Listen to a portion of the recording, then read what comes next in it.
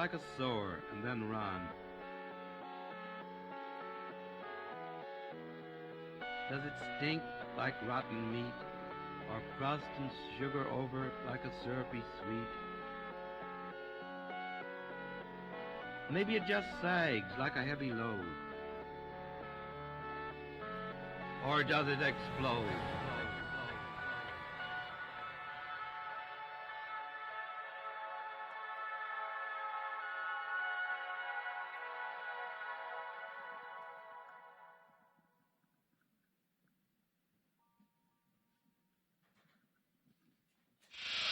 Ladies and gentlemen, please welcome to the stage Baltimore mayoral candidate, Pastor Shannon Wright. Hello, Baltimore! How is everybody today? This is quite an experience to be here in this place, in this room. Running for office in this city with the numbers, and I'll just go through this really quickly. Sometimes, to be able to get the votes you need, you have to go to your base, you have to go to the middle, and you have to try to reach to the left. Let that marinate for a minute. I'm gonna ask all y'all to keep me in prayer for the next 14 months. So we made that attempt, knowing that God is our armor. We accepted an invitation from MSNBC. That was definitely not the definition of fun. So one of the things that you learn really quickly in doing this is you have to try and stick to your core values and translate it into a language that the left can kind of hear a little bit on the issues and not lose yourself in the process. And I'm finding that despite all of the training and all of the Politics 101, the best class I should have taken and didn't was circus entertaining and how to walk a tightrope. When you decide to run for office, they forget to tell you, you need to have really good balance to stay on that line. So that prayer thing, that's real. 14 months, y'all. Y'all keep us up in prayer in this city. So, how many of you listen to hip hop? Don't be ashamed. I want to see more hands. I know you do. All right. How many of you have heard of Eminem? Okay. One of his songs, he says, you only get one shot. Do not miss your chance to blow, because opportunity comes once in a lifetime. This is that opportunity for this city right now.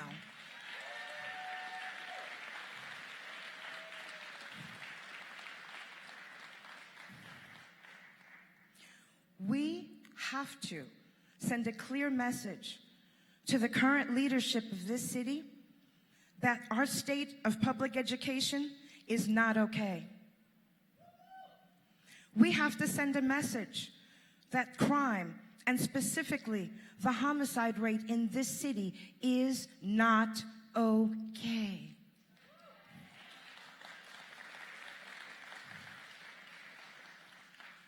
Our crumbling infrastructure, resulting in constant and consistent water main breaks, causing road closures, cave-ins, and leaving communities without water, is not okay.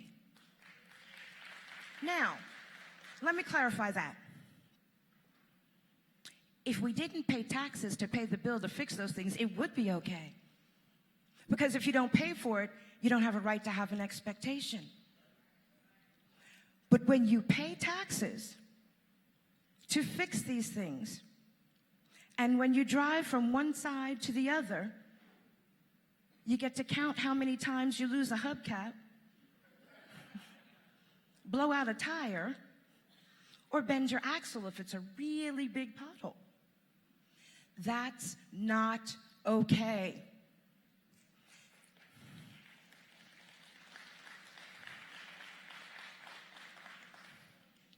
In this city, decades of failed leadership has allowed this city to fall far from grace. For a long time now, parts of Charm City are not very charming. We need new leadership not new faces with the same old ideas. We need new leadership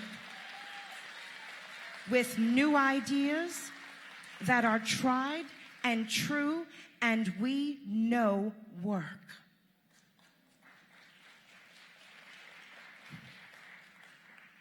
Now, they say politicians and pastors, we have a hard time staying on topic sometimes and to time, so I'm going to do my best.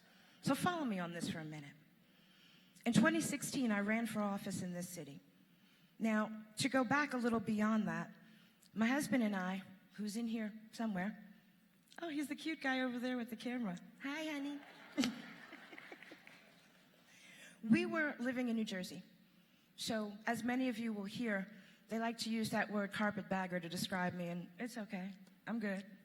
I know who I am and where I'm from and why I'm here. So, I don't know about you, but I have found in my years, God has an interesting sense of humor. I don't know if any of you found that out. But in 2012, we were happily living in New Jersey. And God had put it in our spirit that he needed us to be nomadic for a period of time and to go where he called us to be. And you know, sometimes when you think you're grown, you feel like you can negotiate these things. So I said, okay, God, can we just have a few more years here? We just got all the kids out. It's quiet. Can we stay just a little while longer? And God sent a hurricane. And we lost power for a few days, and it was all good, and we're like, ooh, shook it off. After the hurricane was the earthquake that was centered down in Virginia, and it actually shook and cracked the foundation of our home. But you know, being stubborn, knowing better than God, I said, it's okay, we can fix this. And God said, you're not hearing me. So he sent Hurricane Sandy. And we didn't live near the shore, so again, we thought we'd be fine. Well, God had a different plan. By the time that hurricane was done with us, we had been without utilities for 3.5 weeks. No water, no heat, no nothing. 3.5 weeks. And I don't know if you all remembered from being down here, but after the hurricane, we had a snowstorm. Again, no heat, no water, a little less roof than we had before, but that's a minor thing.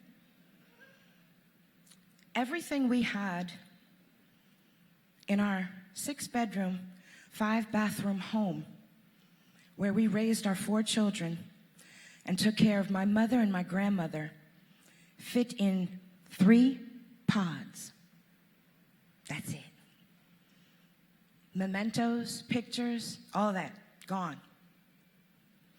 God said, well, I've been telling you need to go, and you're not listening, so I guess you hear me now. It'll be easy to pack, won't it?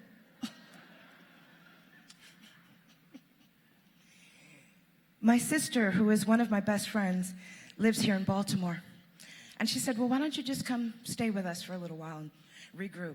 And I said, okay, but I'm not moving. I'm just going to be there for a little while because I'm going back home. And God said, shh, it's all right. You can say what you want to say. It's all good. 2 years later, still in Baltimore, we decided, well, since we're still here, trying to figure out what we wanted to do, we started a new business. In case y'all hadn't noticed, I'm black, which means I probably like to cook, which I do, and I'm pretty doggone good at it. So we started a culinary business, specifically baking.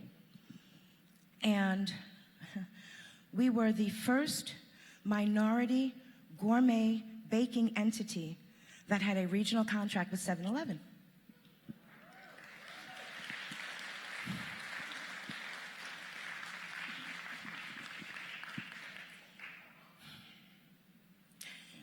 And then in 2015, Freddie Gray happened. And for the first time, 7-Eleven's closed. And being a gourmet entity, that one of our claim to fame was no preservatives, we lost our entire inventory. So I said, okay, God, I give up. I'm just sit here and wait for you to tell me what you want me to do, because clearly this isn't it. One Sunday I was outside, I was in my garden, and my phone rang. And it was a very dear friend who's since passed by the name of Corrigan Vaughn. And he said, listen, I know you've seen all that's going on down here, so I want you to consider doing me a favor. I said, okay, sure. He said, I want you to run for office. I said, what? He said, no, really, I want you to run for office.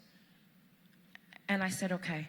So I lost pretty much everything I owned. I came down here to regroup, started a business, lost that, and now you want me to do this? And he said, well, clearly you have nothing else better to do at the moment. God kind of cleared the path. So I told him I'd think about it. And for those of you that knew Corrigan, he was a very persistent person. So he said, I'm going to call you back in a week. And he did. And he called me back. And he said, you know what? Hold on a second. Now, silly me, I'm thinking he's getting another call. But instead, he was making a call to the chairman here in the city. So when he came back on, he came on with the chairman. And I said, okay. Next thing I know, we're going to lunch. There's papers in front of me. I'm filling out. They say I'm now on the ballot. So here you are. You're welcome. 2016 was an interesting cycle. Many of the folks here in the city will tell you that the spiral and the decline started when the city didn't fully recover from the riots in the 60s. 2015 didn't break the city. It just continued and kind of sped up that process that it's been in. So my grandmother always said, if you're not part of the solution, you're part of the problem. So we said, okay, if we're going to do this, we're going to do this in a big way. So in 2016, we were on the ballot in 4 areas. RNC delegate for President Trump, ran for vice chair of the state party, and for city council president. I won all but the general of the city council election.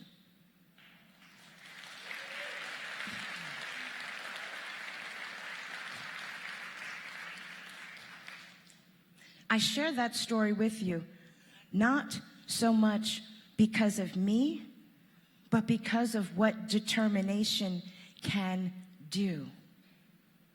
If each one of you in this room put it in your mind that you will be a part of that great and necessary change for this city, it will happen.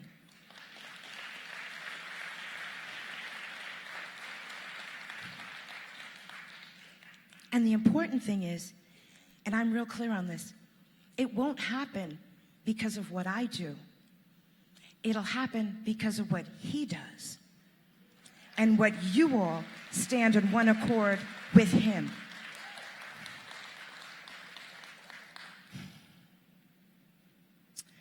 So, when we look at Baltimore today, folks, there are a lot of issues.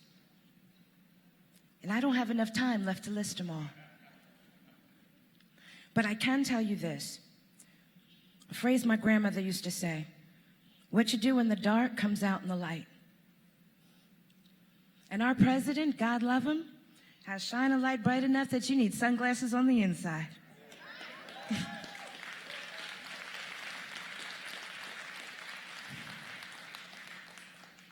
Now, there are those here that tend to be, you know, a little emo, and perhaps our president could have used some softer, kinder words. However, truth is truth.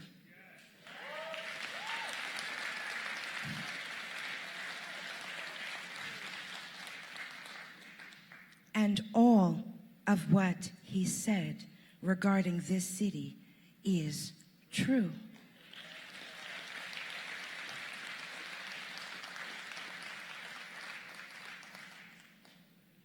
So, in the course of the comments that the president has made and the response from Congressman Cummings and all of that, there was a press conference here in the city with, shall I say it, one of your favorite people, Al Sharpton? Huh? Any fans? Any fans? Huh? No? Okay. But he did a press conference here. And I actually went to that press conference. Now, you can't tell that because I had the good sense to stand really far off to the side. But if you're going to be in a fight, keep your friends close and your enemies closer. You cannot fight the other side if you don't know where they are. So, for those of you that only know me from what you see on Facebook or here, let me be very clear. Number one, I'm Christian first.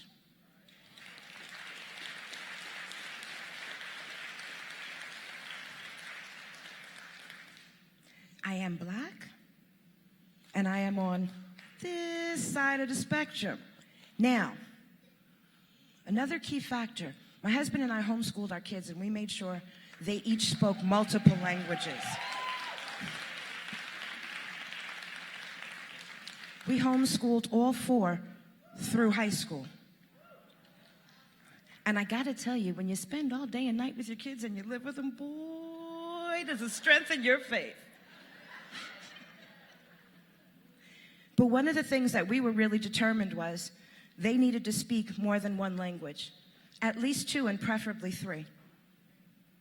It makes no sense to go to Spain and speak French. Don't work. So, for those of you that know me, despite what you see, understand, I cannot be on this side talking to them, speaking in this language.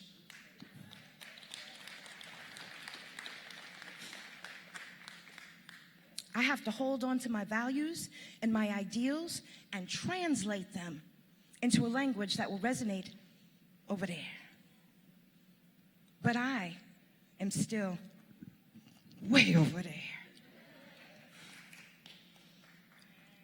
This election cycle for the next 14 months is going to be the opportunity that comes once in a lifetime to turn this city around. Now, for those of you that live in Baltimore, boy, oh boy, I need to have all of you understand that regardless to where you are, you have a voice. You have people that are connected to you, and you never know what happens today and how it will resonate with the person sitting next to you, standing next to you, or that you pass on the street. So in my line of work as a pastor, we call that evangelizing. Now, all of you need to be a voice for this city. Now, I'll tell you why. Because there may only be one Baltimore here in Maryland. But the problems we have in this city are in all of our cities, all of our Baltimores, all over this country.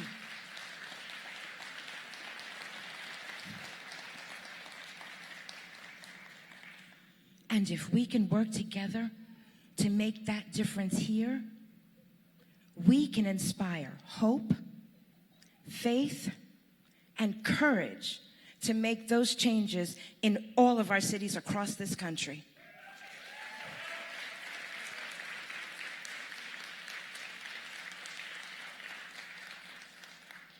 I don't just want to win my election here.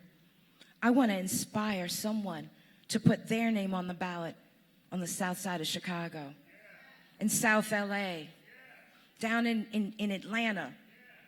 Where there is a need, we have to be the answer to fill that void that generations of failed leadership has caused.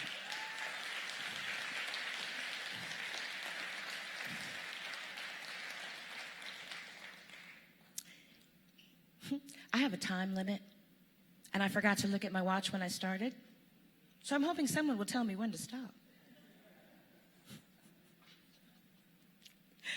One of the things that this cycle has done for me is it's given me a platform to really be able to speak truth to power with regards to the issues here in this city and do something that in my line of work we have to remind ourselves not to do, and that I need to remind all of you not to do, and that's called preaching to the choir.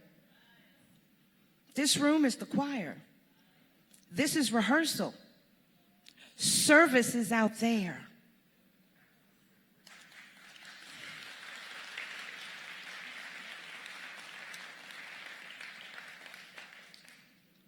Just as those of us in ministry that try to hold others that claim ministry's feet to the fire, and we let them know, church isn't what you do 2 hours on Sunday. What counts is what you do the other 6.5 days of the week outside of that building.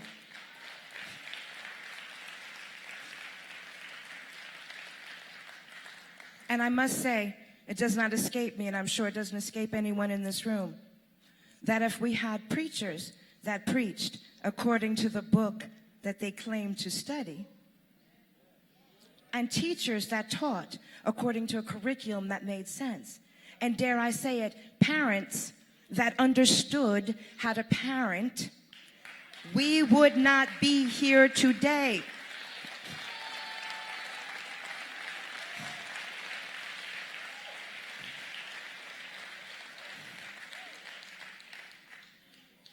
It is my goal to move forward each and every day of the next 14 months as if this was a beauty pageant and I was the reigning queen, and I'll tell you why.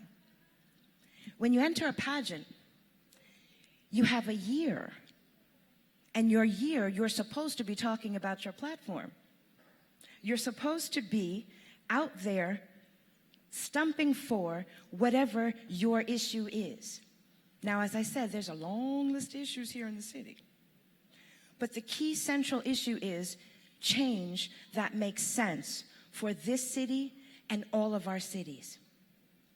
So this next 14 months, I'm not going to be just talking about what I plan to do. I'm going to be doing now, as I have been. Because one of the things that's been missing is leading by example.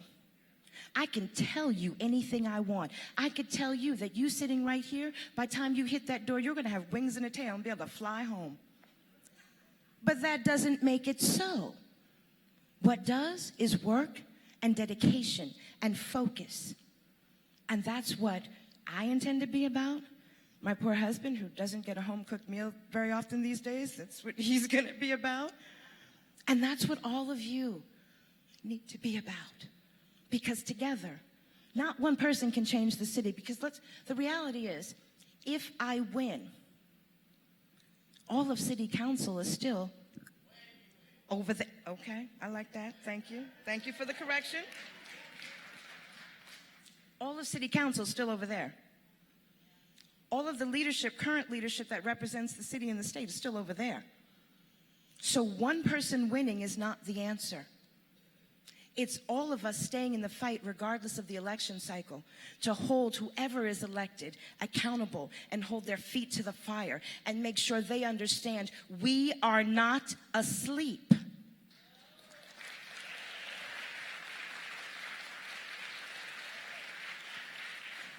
We can no longer allow ourselves to be sheep led to slaughter.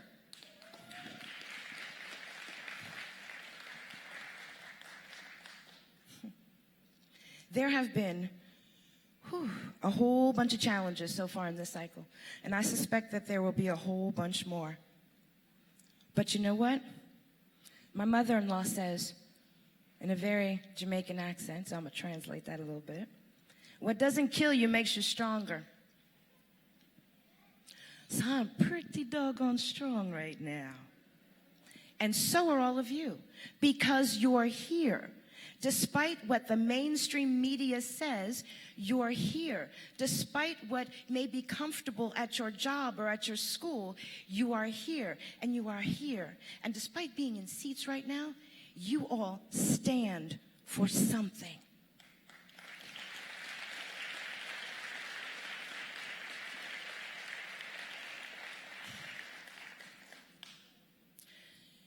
Over the last year, I had the opportunity to be a part of Dr. Carson's Thought Leaders Roundtable.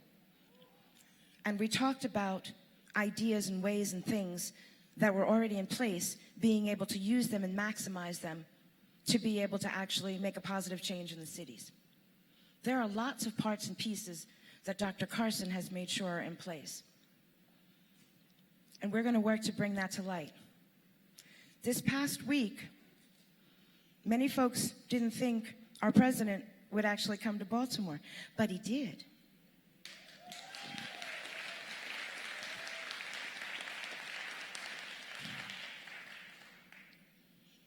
My team has been staying in prayer, and because of that, not us,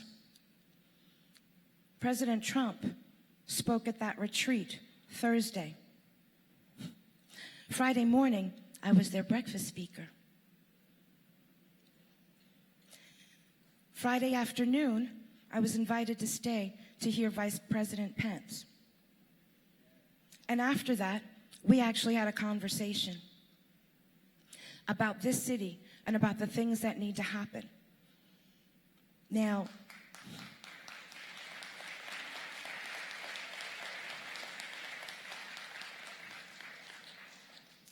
that would not have happened without God, and I know that.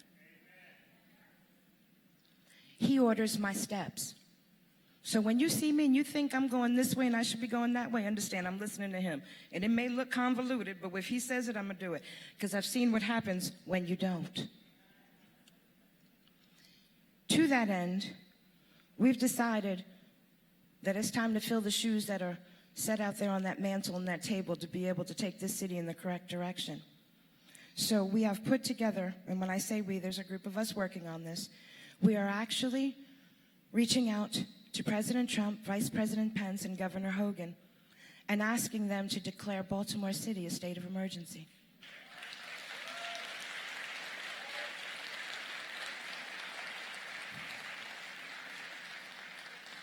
And there are a couple of quick reasons why. Better than 90% of our school buildings are unsafe, and due to lack of both heating and cooling, rodents and unsafe water, in addition to 38% of our schools that have students with zero proficiency in math. Whereas the U.S. as a whole has a homicide rate of 5.3 per 100,000. The city of Baltimore has a homicide rate of 56.6. And recently, because of this, Amnesty International, the country of Venezuela, and 3 other South American countries have imposed a travel ban on people traveling to this city. Are you all aware?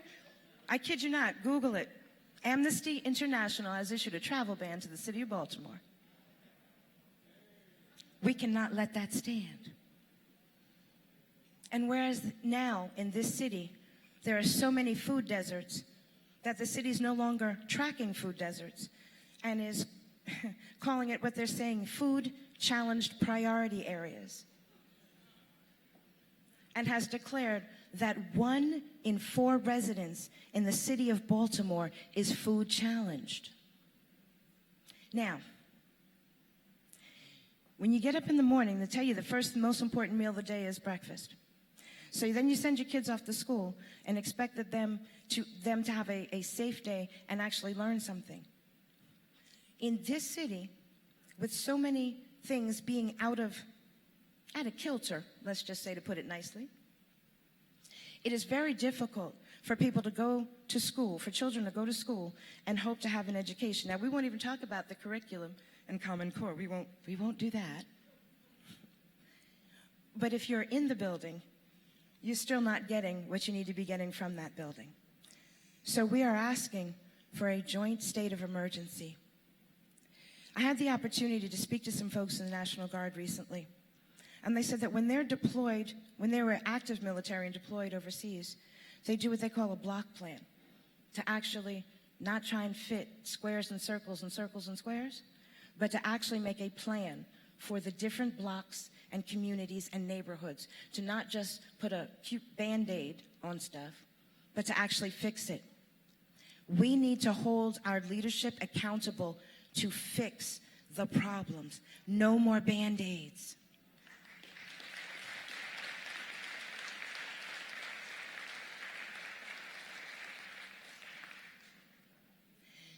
I'm sure I am pretty much out of time, so I wanted to say thank you to you all for taking time out on your Sunday to come out today.